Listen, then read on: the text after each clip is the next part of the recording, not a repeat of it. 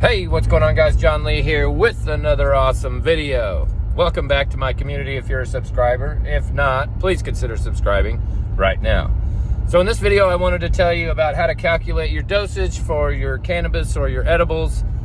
This can get a little complicated, a little complex if you overthink it, over-calculate it, or over-mathematize it, if that's even a concept or a term. So what you want to do is figure out the average THC potency of the strain that you are using.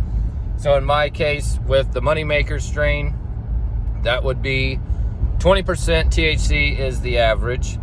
And then what you would do is take that number and multiply it by the number of grams that you're using in your batch. So I use 1 ounce, which is 28 grams. So I would take my 20% and multiply it by my 28 grams, and then you would take that number and then you need to multiply that by 90%. So by the time you decarboxylate it, the flower that you have left should be at about a 90% potency of what it was previously. And this is turning the THCA into THC. And then with that figure, you need to calculate, multiply that number by 60%. They say by the time you strain it and everything else, you should have 60% of the THC, and that is the amount. And don't forget, you want to multiply, when you do the 20, your percentage times your grams in weight, and you want to add a 0 because you're talking about milligrams here. So that's the formula basically that you would need and use to calculate your dosage or your milligrams for your edibles, which does sound more complicated than it needs to be, but at least that can give you an idea. So you take that. So I ended up with, for 1 cup recipe, I ended up with I think like 5,000 some odd, I don't have it right in front of me, but over 5,000 milligrams of THC per 1 cup of oil.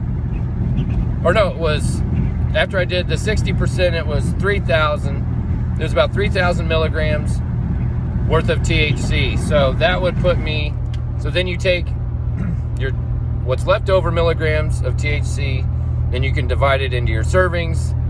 So a 1/2 cup recipe, most cakes and brownies call for a 1/2 cup of oil.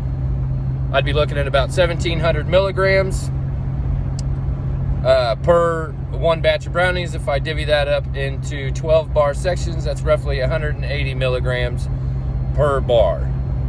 Now, you can figure out what you need for dosage as far as what works for you, but I was reading that 5 milligrams is not for somebody with a good tolerance, still 30 to 40 milligrams. So not too long ago, I ate a 1/2 of one and I felt like it worked really well. The next day or I ate a full one and that really jacked me up. Now I know and understand why. But if you're wondering how to calculate your edibles and your THC percentage, that's your formula. I hope that helps. Don't forget, hit the like and subscribe button for me.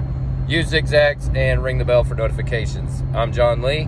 I'm on to the next one. Quick correction on my math. That's about 145 milligrams per bar.